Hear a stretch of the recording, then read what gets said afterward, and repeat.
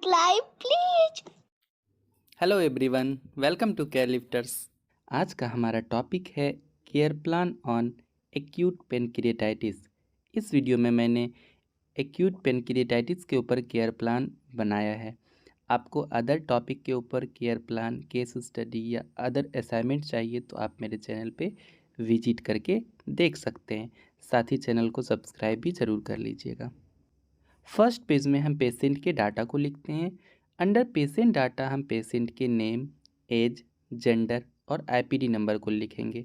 उसके बाद consultant doctor का नाम और डेट ऑफ एडमिशन लिखेंगे। देन एजुकेशनल स्टेटस और मैरिटल स्टेटस लिखेंगे पेशेंट का। साथ ही हम पेशेंट का इनकम भी लिखेंगे और उसका रिलीजन लिखेंगे। पेशेंट का ऑक्यूपेशन लिखेंगे, हम क्या ऑक्यूपेशन है पेशेंट का, और साथ ही एड्रेस लिखेंगे। देन हम पेशेंट जिस वार्ड में एडमिट है उस वार्ड का नाम और मेडिकल डायग्नोसिस लिखेंगे पेशेंट का। साथ ही हम चीफ कंप्लेन लिखेंगे, जिस कंप्लेन को लेके पेशेंट हॉस्पिटल में एडमिट हुए थे। चीफ कंप्लेन में मैंने लिखा है पेन इन एपिगैस्ट्रियम रीजन। आप यहाँ पे अदर चीफ कंप्लेन भी ऐड कर सकते हैं।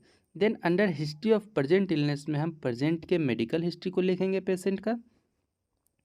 और पास्ट मेडिकल हिस्ट्री के अंदर हम पास्ट में कोई मेजर अगर मेडिकल की हिस्ट्री रही है तो वो हम मेंशन कर देंगे, लाइक डायबिटीज़, अस्थमा और हाइपरटेंशन जैसी बीमारी। प्रेजेंट सर्जिकल हिस्ट्री में हम प्रेजेंट के सर्जरी को लिखेंगे, लाइक पेशेंट का सर्जरी हो रहा है तो हम सर्जरी का नाम लिखेंगे प्रेजेंट सर्जिकल हिस्ट्री में। और पास्ट सर्जिकल हिस्ट्री में पास्ट में अगर कोई सर्जरी हुई है पेशेंट का तो वो हमें यहाँ पे मेंशन करना है। देन हम सोशियो इकोनॉमिक हिस्ट्री में फैमिली इनकम लिखेंगे, पेशेंट का क्या है फैमिली इनकम है और कितने अर्निंग मेंबर हैं फैमिली में। मेंटेनेंस ऑफ हाइजीन के अंदर हाइजीनिक मेंटेनेंस को लिखेंगे। और अंडर हाउस हम हाउस कैसा है, कच्चा या पक्का, इसको मेंशन करेंगे। देन हम इलेक्ट्रिसिटी कंडीशन और वाटर सप्लाई लिखेंगे पेशेंट का। और ड्रेनेज सिस्टम लिखेंगे, क्लोज है या ओपन है। सैनिटाइजेशन कैसा मेंटेन करते हैं, रिलेशनशिप कैसा है नेबर के साथ। और पर्सनल हिस्ट्री भी हम लिखेंगे पेशेंट का। अंडर पर्सनल हिस्ट्री हम डाइटरी हैबिट को लिखेंगे पेशेंट के।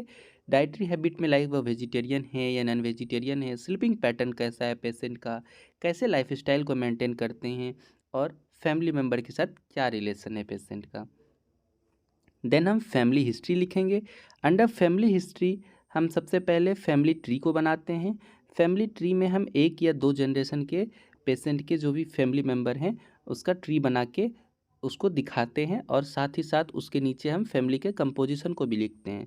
अंडर फैमिली कंपोजिशन हम फैमिली के जितने भी मेंबर हैं उसका नाम और रिलेशनशिप क्या है पेशेंट के साथ, क्या एज और जेंडर है, मैरिटल स्टेटस और ऑक्यूपेशनल स्टेटस भी लिखते हैं। साथ ही हम हेल्थ स्टेटस और एजुकेशनल स्टेटस भी लिखते हैं पेशेंट का, पेशेंट और उनके फैमिली मेम्बर का।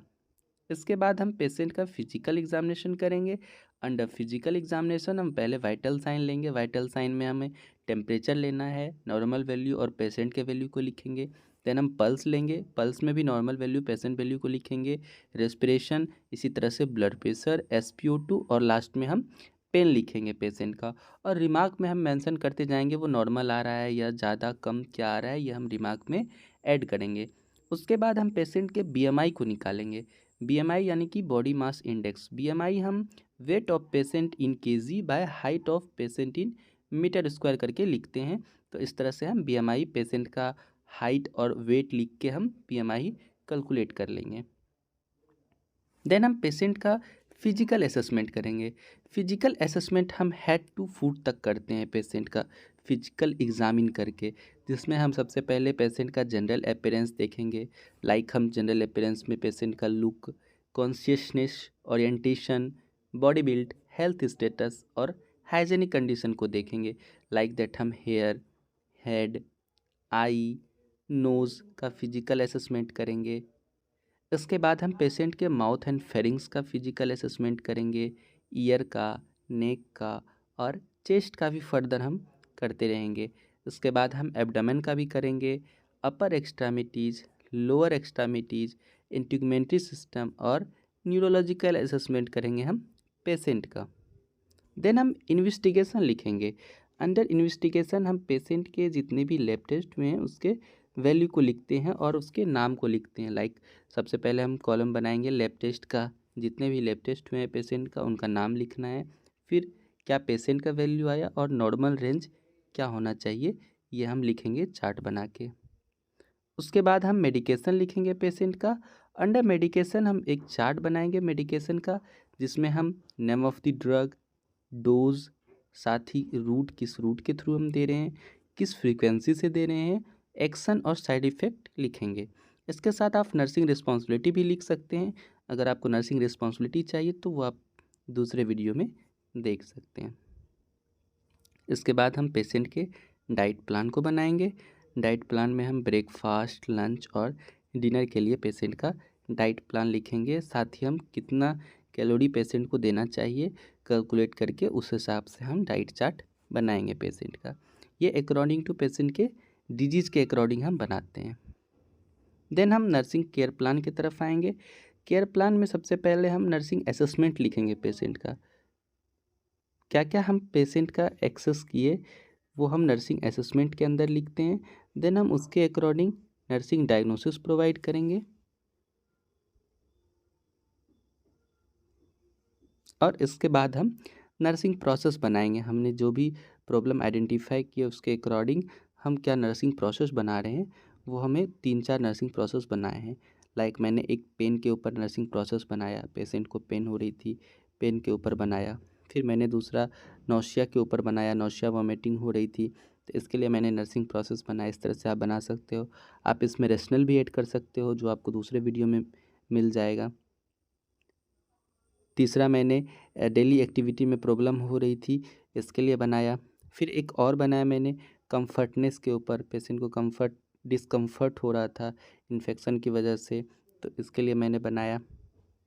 फिर हम हेल्थ एजुकेशन प्रोवाइड कर सकते हैं पेशेंट को। क्या क्या हेल्थ एजुकेशन वो अ, अपने डिजीज़ से रिलेटेड बेटर कर सकते हैं। लाइक उनको डिजीज़ से कैसे प्रिवेंट करना चाहिए इसके रिगार्डिंग हम देंगे। उनके डाइट से रिलेटेड देंगे। उनका एक्सरसाइज और रेस्ट कैसा मेंटेन करना चाहिए इससे रिलेटेड हम एजुकेट करेंगे। साथ ही हम हाइजीनिक कंडीशन के लिए भी करेंगे, चाहे वो पर्सनल हाइजीन हो या इन्वायरमेंटल हाइजीन। फॉलो अप देंगे पेशेंट को, कब वो फॉलो अप के लिए आ सकते हैं। मेडिकेशन से रिलेटेड हेल्थ एजुकेशन प्रोवाइड करेंगे। लाइक वो मेडिकेशन को बच्चे से दूर रखें और मेडिकेशन लेने से पहले एक्सपायरी डेट ज़रूर चेक करें।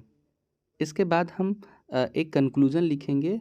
हमने जो भी केयर प्लान बनाया इसके रिगार्डिंग हम एक कंक्लूज़न लिखेंगे और लास्ट में हम समरी लिखेंगे। समरी में हम समराइज्ड वे में इस केयर प्लान को समराइज्ड वे में लिखेंगे।